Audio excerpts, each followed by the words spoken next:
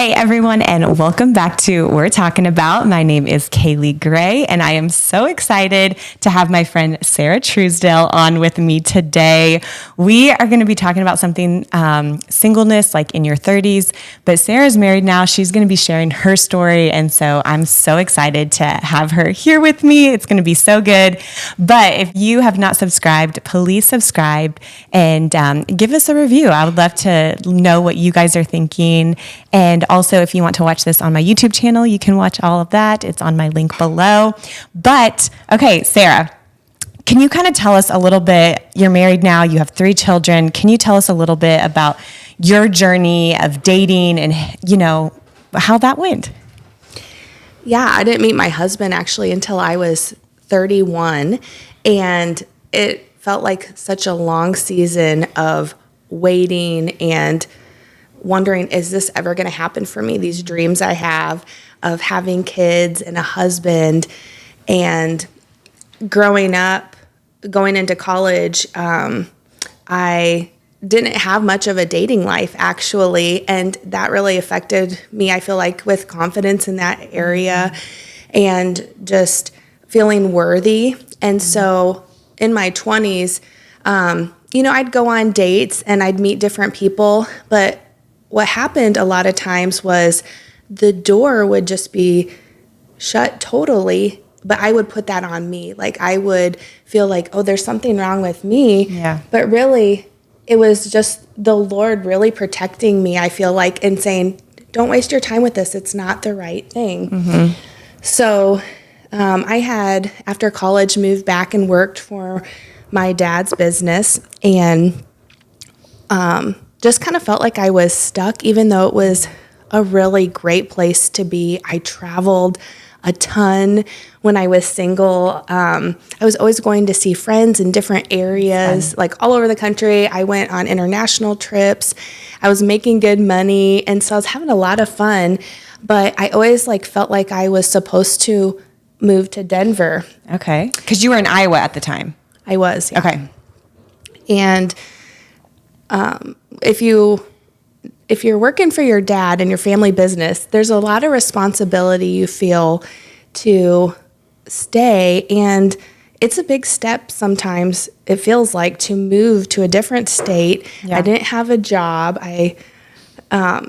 But I just had this inside of me. And I felt like I was waiting on the Lord to get the green light. So when I turned 30, I felt this green light and I decided to do it. That's amazing. So then you didn't meet Tellis till what, like a year after living in Denver, or how long were you in Denver before you met Tellis? So that's the cool thing. I think with my dating life, I was always looking and searching for the right person. And I honestly hate when people say, it's when you're not looking, you're going to find him. They always say that. And if anything drives a single crazy, it's that. But it's so true. But it does. It just something irritates us about it. Yeah. So I was actually helping somebody in Iowa. I had my house for sale. I was getting ready to leave. It took me about 6 months. I wanted to leave well. And so I helped this friend of mine get on a dating app. And I was like, well, I was showing her how to do it through mine, and I hadn't been on in a while. I was like, I might as well keep it open. And it was about a month before I was headed out to Denver, so I decided to... Did you change your location? Change my location to Denver. I've done that before. And I was excited, to be honest, because there's a lot of great-looking Christian guys in Denver. It was a whole new pool of opportunities. It was, yeah. A little more than where I was at in Iowa. Yeah. So... we ended up, I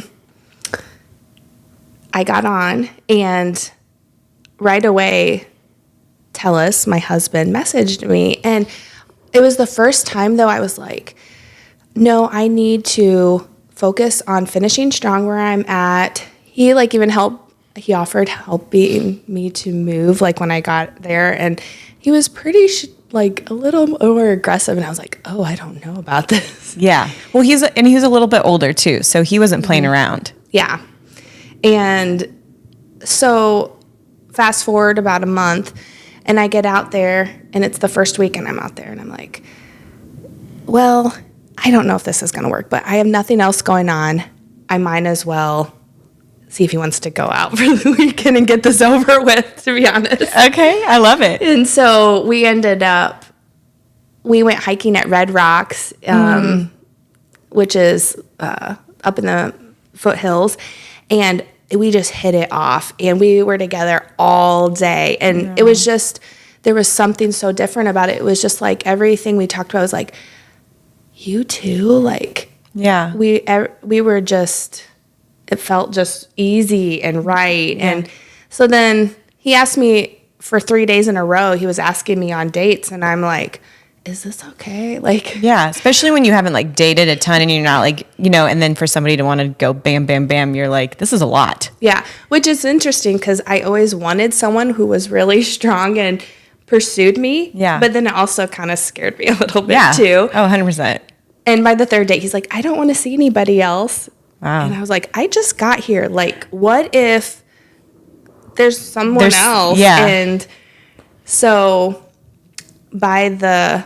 later on in the week, we hung out a lot throughout that first week. And I just remember going to this restaurant. Okay. He actually drove up he lived about 30 minutes from me, and it was snowing, and I said I had a business call to do at night, and I didn't want to be too available. And I said, I have 30 minutes if you want to hang out. And so it actually meant a lot that he drove up just to see me for that little bit of time. But we were at this little restaurant right next to my house, and I remember he opened the door for me. He always opened my car door. And I step out and I'm like, the Lord is saying, why would you keep looking when he's everything you've been looking for? Wow. And I'm like, oh no, if I start dating him, I know I'm going to marry him. And you did? Because how long did y'all date? By the third week, he was talking about when would you want to get engaged? Wow. And then we met the end of February, and we got married in October that year. Okay. And you've been married for how long? 6 years. 6 years, and you have 3 kids. 6 years this October. Oh my goodness. And we have 3 years. We have 3 kids. 3 kids. Oh my gosh. I love this. Okay. So I know the story is like just so encouraging, and I love to something you've even talked, because we've talked a lot about like, you've encouraged me in my single season. But the story of him coming and driving 30 minutes only to see you 30 minutes, like I've been in a situation before where like I was home, a guy didn't even like see me at all, like wouldn't even make time, like 15 minutes. And he lived 10 minutes away from where I was at. And I just was like, you know what? Like, this is so true. Like it brought back that memory of you saying like, if he really was interested in me and wanted to see me, he would come see me, even if it was for 15 minutes. Oh yeah. I would have that happen to me a lot too, where they just never made the effort. And I'm like, are you even interested in me? Like, what are you doing? Yeah. No. There was never a doubt in my mind that Tellus was interested in me. I love that. Wow. Well, and I think he just pursued, and he just was upfront and communicative. And I love that. But let's rewind, go back to your single season. So, society has a lot of expectations for singles. I feel like you should be at a certain age, you should be married and have kids and everything. Did you feel any like social pressures from like family members, society, or anything like through your single season at all?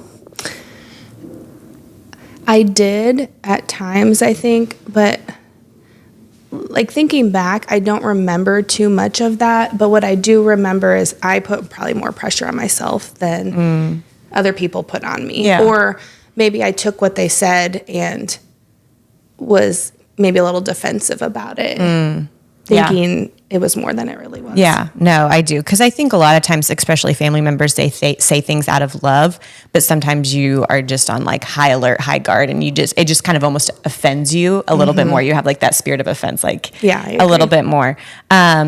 Okay. Sorry. Do you have any did you have any challenges or advantages of dating in your 30s? Like, did you see a difference from dating in your 20s to dating in your 30s?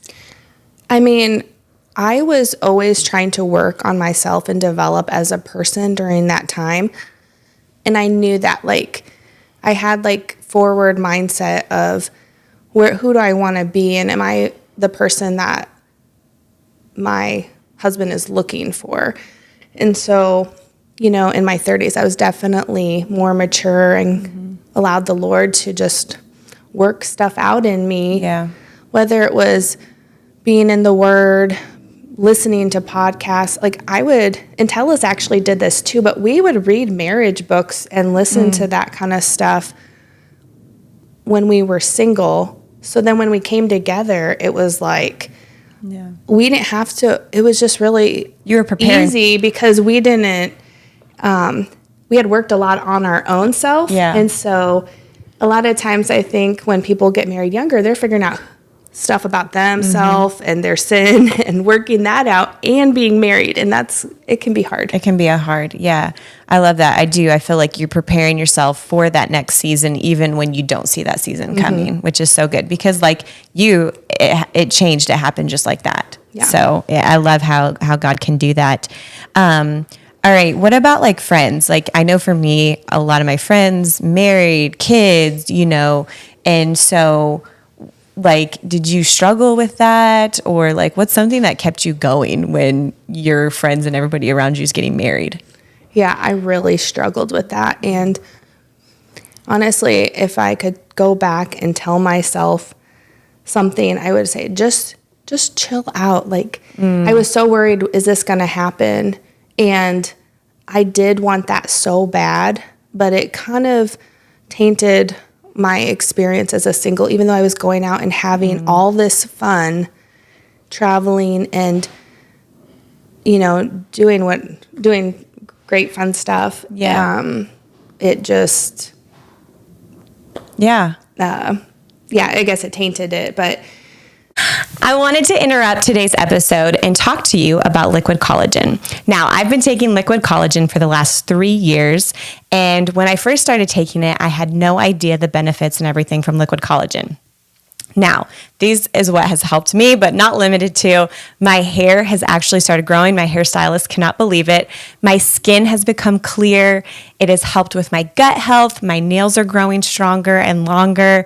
And so I have just been so blessed and thankful for the results that I have been getting from liquid collagen. And so that's why I want to share it with you. I have a $10 off code for new customers, and I would love for you to click the link below so that you can learn more about the liquid collagen that I take. And the best thing about it, it's super easy to add into your routine. I take 2 tablespoons a day, 1 in the morning and 1 in the evening, and it tastes amazing. So if you are ready to start taking liquid collagen, click the link below. And now back to today's episode. I love that. Well, I don't love that, but I love that you're open and honest about that because I think it is so true.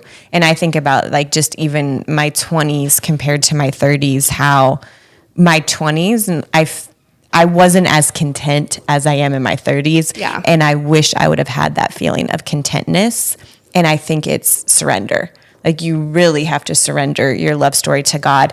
And I know, people say that and, they say, it will happen when you least expect it. But I think if you can truly like in your single season, focus on like what God wants to do with you right now in this moment, but also preparing, like listening to podcasts, reading books, like, doing stuff, having fun. Like you said, traveling, doing stuff, getting out of debt. There's just like so many things you can do to prepare for that season. But I think too, and this kind of segues into my next question, like, when you're older, you're like very career focused. You have like all these things going on. Like you have career, you have life, you have friendships, and then you like want to add dating into it. Like you're just like, there's not enough hours in the day, like to do all this stuff. Like, how did you balance that?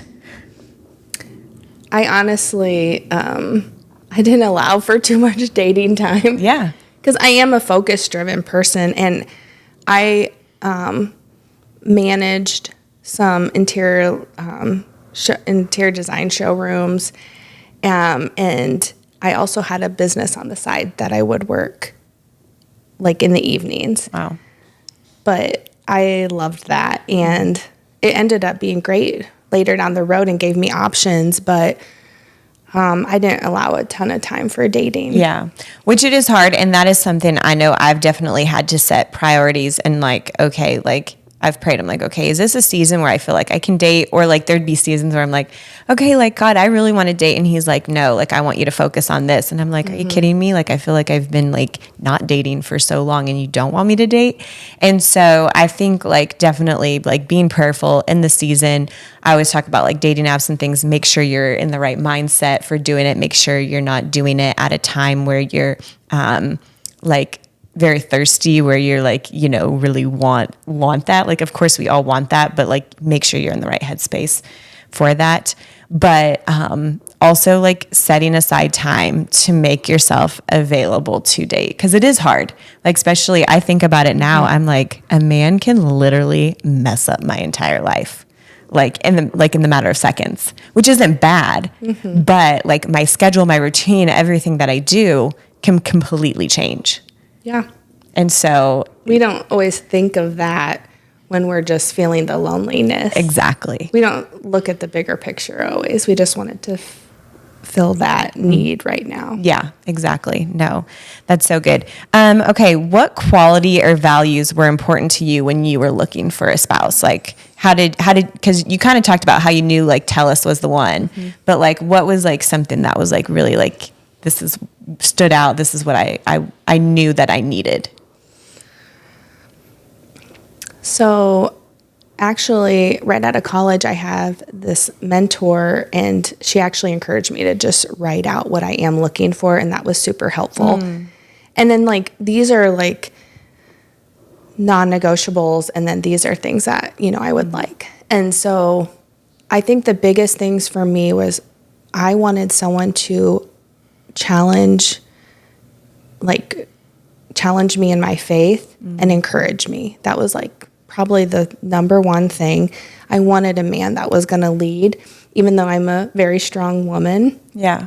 And I wanted someone who would work hard and just be wanting a family and loving family. And so that like, so you had that list. Did you ever like pray over that list, or like, did you keep that list out to see, or was it just like write it down, put it away, tuck it away, and like, you know, okay, God, I did it. Like, hopefully this happens. Or no, I would pray over it and get it out at different times.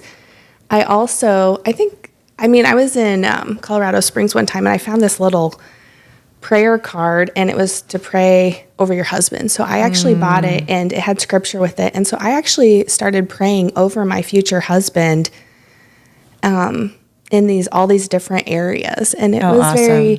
It's very special to think about now that like God gave me all of that. And I don't feel like I compromised on anything. And he actually gave me more than I was wanting. Wow. That's so amazing. I love it. Like the power of prayer. And I think too, like if you're maybe in your 20s and you're writing down qualities you're looking for, and then you end up like getting married later in life, I think it's amazing too how God kind of shifts the qualities that you want and you think you wanted. And it's not that it's a bad thing, but I've even noticed it too in my list. Well, I think back to like what I thought my husband would look like, and my brothers and my dad are like over 6 foot tall, dark hair. And so I thought, oh, I'd probably meet someone tall and I'd like that. And so on the dating app, Tellus and I didn't actually match up because I had my height requirement higher and he's 5'8". Okay. And what I think I showed up on like this area you could see multiple people even if you didn't match up. Okay. Well, when we met, I was like, he's handsome. And actually now it's like, he's the perfect height for me. Like we fit really well together, but it was something I wasn't expecting. Yeah. It's so funny how you're like, well, this is what I see and this is what I think that I need. But then when something comes and you're like, no, this is perfect. Yeah. Like, and all those other qualities like outweighed the height thing. And then it didn't end up being an issue anyway. I love that. I know that's a friends always tell me, they're like, Kaley, like you're probably going to get something that you're not even expecting, and just be open to that. Yeah. And I think that's really important, especially, and it's not like to compromise or like to change like what you want. Because I truly do believe that God will give you the desires of your heart. And like you said, he exceeds them. Yeah. But I think being open to the box, like letting it kind of overflow a little bit and being open to that. And so I think that's so good. Okay, last question. Is there anything that you would tell yourself when you were younger, or like just want to encourage anybody who's listening today that might be in their single season and they're just, maybe struggling or just need like, encouragement? Yeah.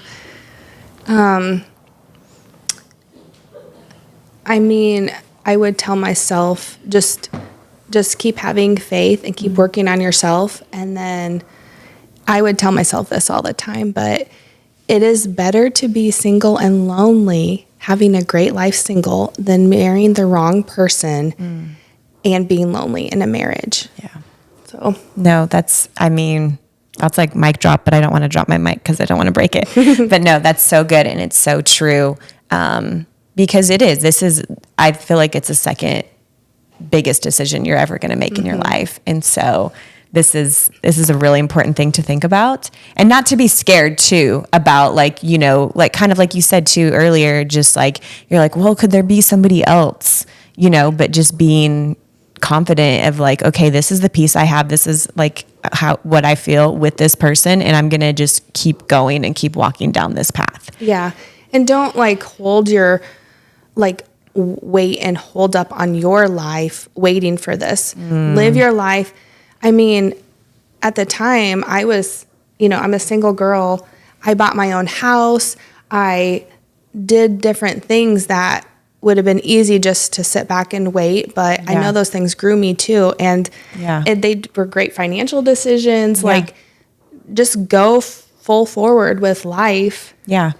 And don't hold back. And then it'll come when you're not looking. When you're not looking. Oh my goodness. I love it. Wow, Sarah, this has been so good.